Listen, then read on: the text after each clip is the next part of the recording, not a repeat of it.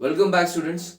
This is the session 1 from the chapter of circular motion, and the topic for this session is concept of circular motion. So, I have written here 5 bullet points here in order to explain the concept of circular motion. The first point here is circular motion is a two-dimensional motion. First point. Second point, a body moves in a circular path when the centripetal force is equal to the centrifugal force. We will be studying about this topic in detail in the coming sessions. Third point, if the body moves in a circular path with a constant linear velocity, then it is called a uniform circular motion. Next point, if the body moves in a circular path with a variable linear velocity, then it is called a non-uniform circular motion. Now here I have made one small diagram in which there is a body which is moving in a circular path. So here this is the center of that circular path. O is the center of that circular path. A is the position of that body at any moment of time, and B is the position of that body at any moment of time. And let us say this body is moving in the direction of this arrow. Okay. So, if the body is moving in a circular path, which is as shown in this figure, from this point A to B, then S is equal to r theta, where theta is the angular displacement. That is, if the body is moving from this point A to this point B, say in a time interval delta t, then this arc, that is AB, or you can say the distance covered by the body in that time interval, say delta t, is equal to S, and this S is also equal to the length of this arc of this circular path. So AB is the distance traveled by that body in a certain time interval, say delta t, and theta is the angular displacement of that body in that time interval. This theta is the angular displacement, and it is given in radians. So if S is equal to r theta, then, and if this body is covering a distance S in, say, in time interval delta t, then this equation can also be written as delta S upon delta t, which is equal to r delta theta upon delta t. So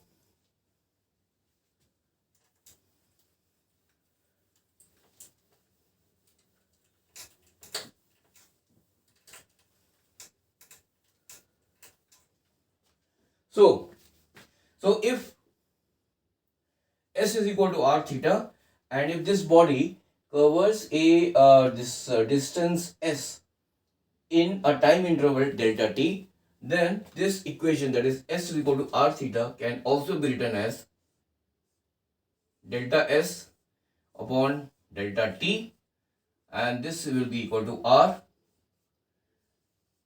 delta theta upon delta t. Okay. So now, if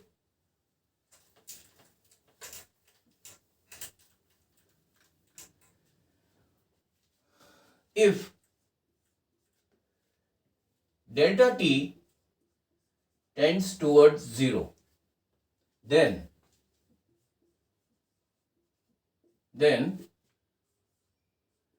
limit delta t tending towards 0, delta S upon delta t will be equal to r limit delta t tending towards 0, delta theta upon delta t.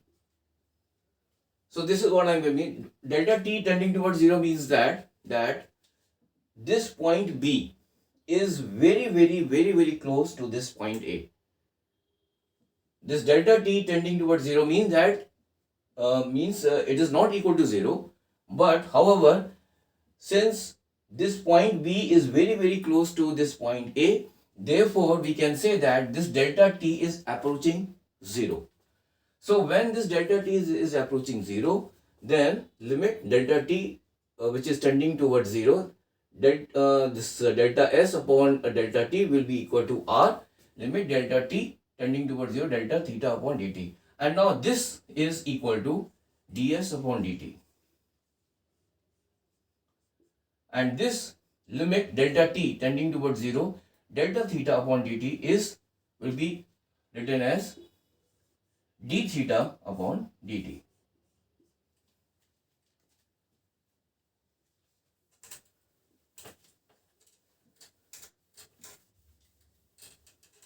Now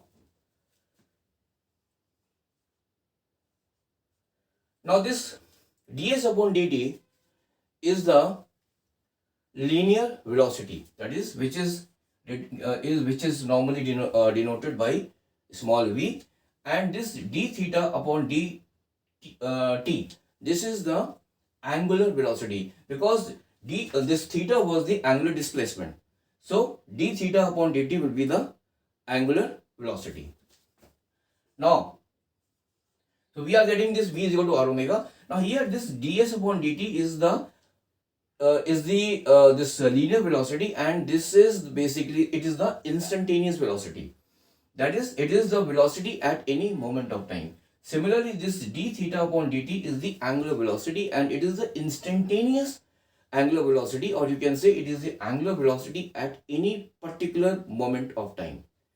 So we can say that this so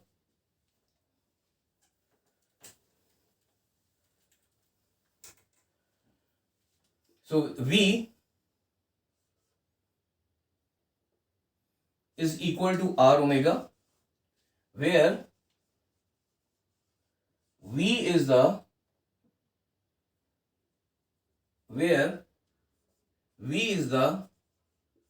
instantaneous velocity, and omega is the instantaneous linear velocity,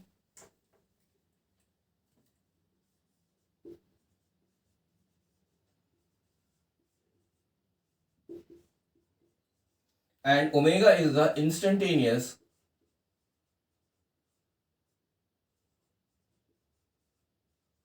angular velocity.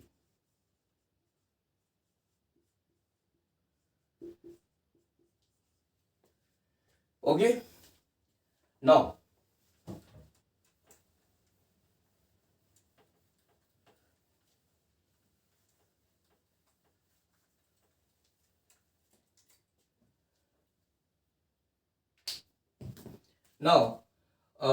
this equation, that is v is equal to r omega, where v is the instantaneous linear velocity and omega is the instantaneous angular velocity, can again be differentiated. So if I differentiate this equation, that is v is equal to r omega, I will be getting dv upon dt, and this is equal to r d omega upon dt.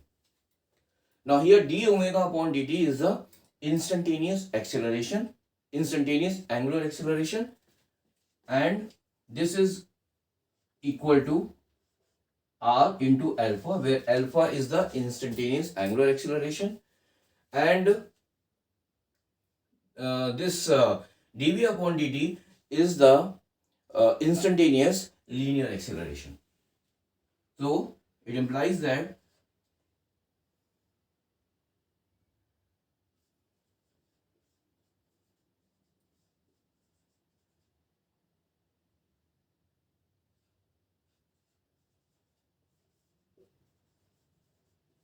linear acceleration